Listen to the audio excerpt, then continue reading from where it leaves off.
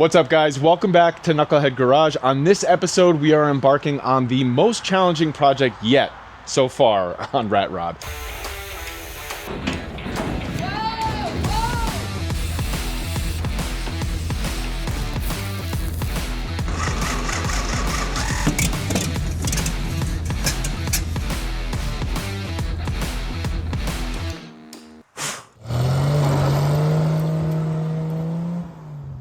If you guys are following, you know that we have the 6-inch chop complete. We did a full air ride custom suspension in the rear. And in the last episode, which you guys should definitely check out, we figured out how to get the bed back on there using the original wood, and it came out awesome. This episode, we're going back to the front. We got to figure out how to get air ride suspension up here. The only thing I've done so far, I've actually unbolted this front grille to rake it out a little bit, because I want to ultimately get the front beam suspension tucked between that grille and the radiator. And we have a axle for that. This came from an F100 we actually bought a couple months ago. Finally got it in the shop, and now we're ready to use it. So the first thing I'm gonna do, I'm gonna chop out the frame members that are in front of the radiator there so I can mock this thing up and see what the heck I'm gonna do for linkage for the suspension. Fresh blade in this thing. Hopefully it cuts like butter.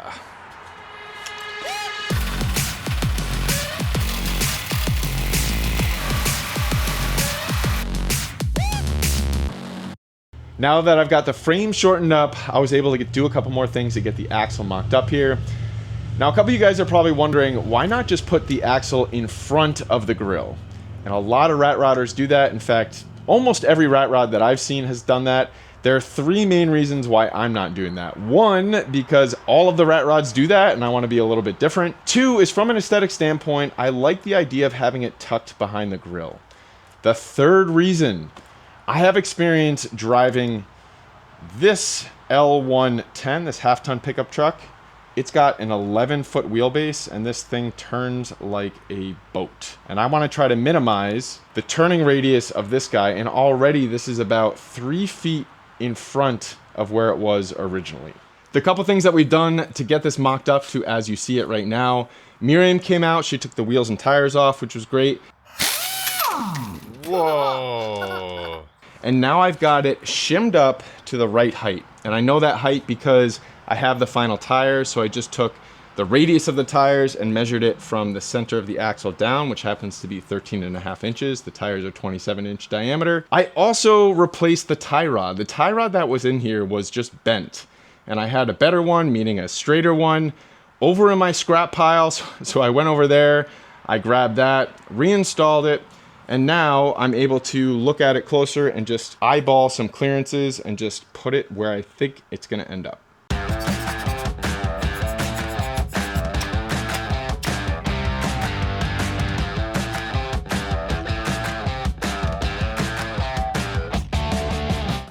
In terms of linkages, there are so many options. There's so many ways that people connect the axle to the frame, especially in an air ride. There's wishbone, double wishbone, there's kind of a reverse trailing arm, there's 4-bar. I'm taking the approach of a cantilevered, triangulated 4-bar, and I'm gonna go into a lot more detail, hopefully later in this video. But the first thing I had to figure out, and the one thing I don't like about cantilevered suspension, the air spring usually collapses at some arc. And it's not just a straight collapse, and it kind of wears out the air spring. So I wanted to do something different a little bit again. And I started looking at this guy and realized there's actually a fair amount of gap here that I can put the air spring and just have it go pretty linear up and down. As a reminder, this frame is as low as it can go. It's the oil pan and the tranny that are sitting 3/4 of an inch above the ground. I do not want to go any lower than that. These are the air springs that I'm using. They're 2,600 pound capacity, 8 inches of stroke. They compress down to about 3 inches, and they have a diameter of roughly 7 inches. These are the same exact air springs that I used in the rear air ride. You can go back to a couple episodes where I explain a little bit more about that. But with that information, I was able to quickly mock up some cardboard.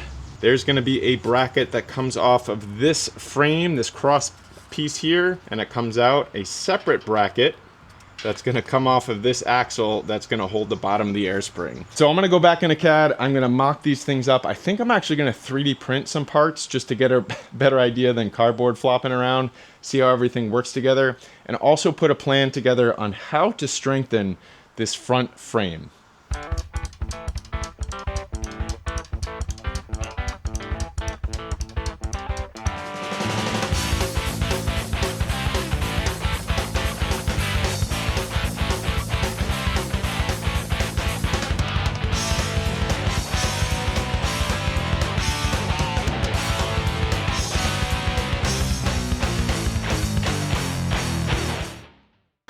I've now got this monstrosity of a 3D printed part in hand so I can put it up on the truck. This is probably the biggest part that I've designed to be printed, so much so that it doesn't actually fit on my 3D printer bed. So my buddy Alisher offered to print it for me on his fancy bamboo printer, and he said it only took a day and a half. So thank you, Alisher, for that. But now I'm gonna get it installed and see if this thing's actually gonna work. Getting this prototype in there is giving me some confidence that I can actually decouple the air spring from the linkage. Now obviously it's close to that front grille here. I might have to modify some things, cut some of these ribs out for clearance, but I'm gonna have to massage this front grille anyway because right now the body lines don't line up, but I'm thinking that that degree of rake is actually looking pretty cool. The other thing I've been thinking about is how to strengthen this front crossbeam. Right now this is a C-channel, it's 1/8 inch thick by 2 inches by 3 inches high. I did think about just cutting out a plate and just welding the front of it just to box it in. But then I was thinking, hey, it's 2x3, that's pretty standard. Why not just get a piece that I can replace it with? This is 2x3 by 1/4 inch wall, which is definitely overkill. But I think I can surgically replace that just by removing these bolts, knocking this guy out, putting the new one in, and then bolting it back and welding it as well. I'm not going to do that yet though, because there are a couple more elements I want to think through before I start any of the modification and fabrication. Taking a look from the front, it became pretty obvious to me where I should mount this top link to the axle. I've got this nice mounting where the shackle once was. It's nice and flat. It's got some bolt holes I might be able to use. So that's going to be the axle mounting. And then the top link is gonna go straight back. Now, unfortunately, the frame here is a little bit narrower than that, so I will have to sister something out there for the main pivot attach. Now, looking at the driver's side, it's a little bit of a different story because I'm contending with some steering components. And I am planning on using the stock steering system, or at least the steering box and this front arm, which does pivot almost 180 degrees all the way around. So I'm gonna have to have kind of a funky top link to be able to get from the shackle mount up and over to where it mounts on the frame. And as I said, I will have to sister another frame member to the original frame member just to catch that main pivot link. But I am planning on putting it somewhere about here, which I think is the strongest part of the frame because I've got this diagonal cross brace that goes up to that front frame member. And that's nice because it actually defines the length of the link. So from here all the way up to the front mount here, it's about 2 feet. I've got to do a little bit more measuring there. So I'm going to spend the next couple hours with a tape measure, a pair of calipers, and an angle finder, and document the components that are already on the truck that are going to enable me to actually get the first draft of the linkage design complete. So let's do it.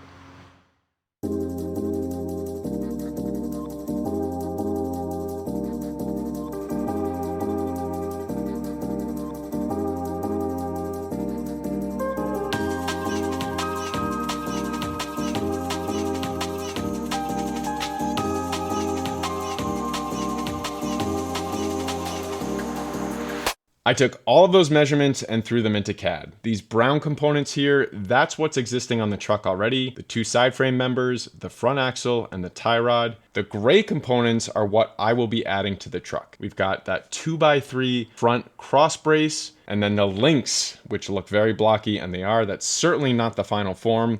I spent a lot of time defining how long the links are gonna be and where the pivot points are gonna be. The other thing that I modeled up here is a space claim for the steering, and that's that translucent half moon looking thing. So that takes into account the 180 degree swing of the steering arm. I created 3 configurations in CAD to represent the stroke of the suspension. This is fully collapsed. This is the same that we're working with in the garage.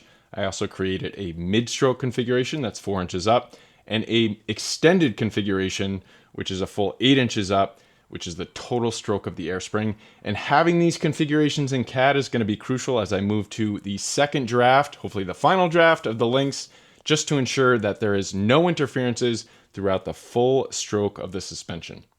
Next was getting back into the garage to swap out that front C-channel crossbeam with the 2x3 box tube. And it was a lot more challenging than I thought. There were actually only 2 bolts holding it in. Everything else were rivets, and those 70-year-old rivets gave me a fight the whole way, but eventually I was able to knock the old one out and pound the new one in, and it actually ended up being a pretty good fit.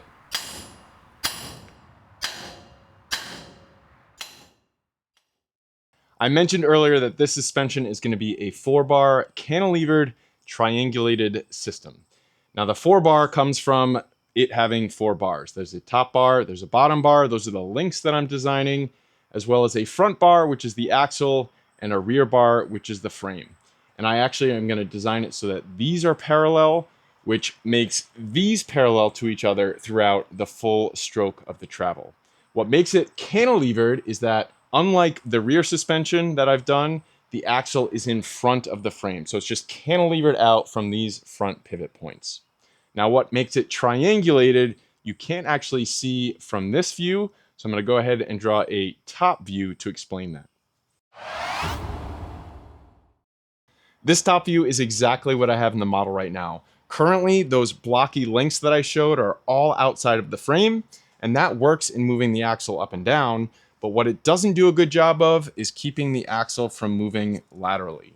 Now this is the same design that I have in the rear suspension, and the way I contended with this was a panhard bar. That's additional hardware. There are other ways to do it, adding additional hardware. I don't have room for that, and that's where the triangulation comes in.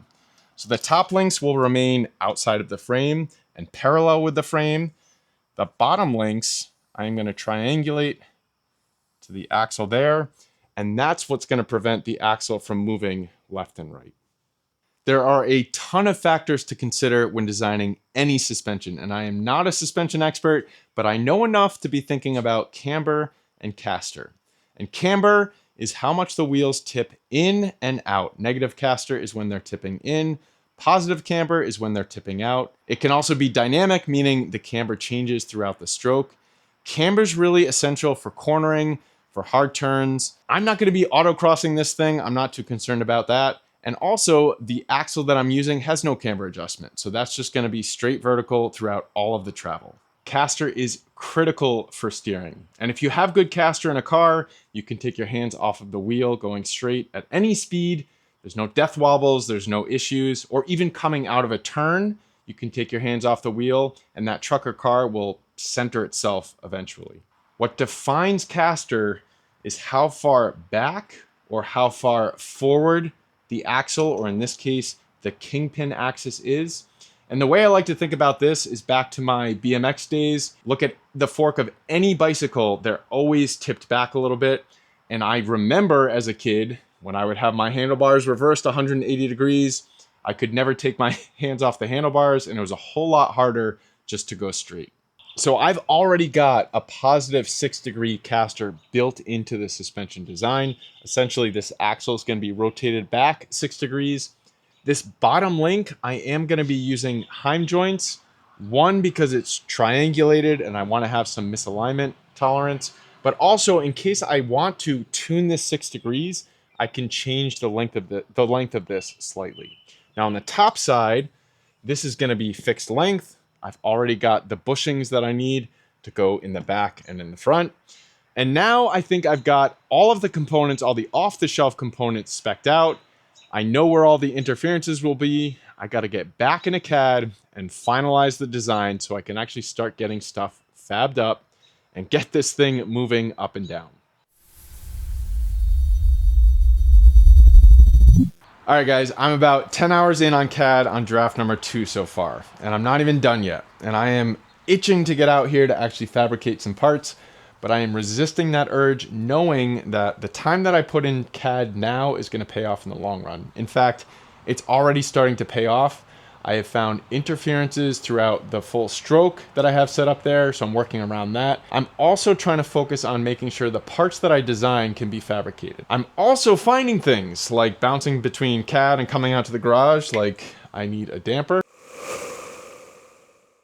I'd say I'm about 80% done with the design. It's the last 20% that always takes the most amount of time, and I'm gonna be doing that off camera before the next episode. So the next episode, I'll be showing the final design and then start fabricating parts, assembling them onto the truck so that I can actually move this thing up and down. And I've got more motivation now than ever because I've got this nice shiny turbo setup that I had made by Keystone Turbo.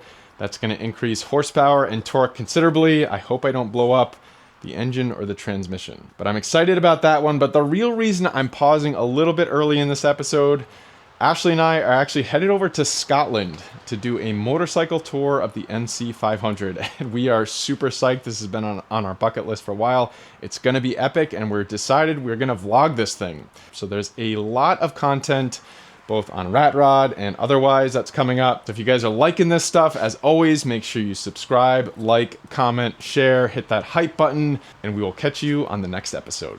See ya.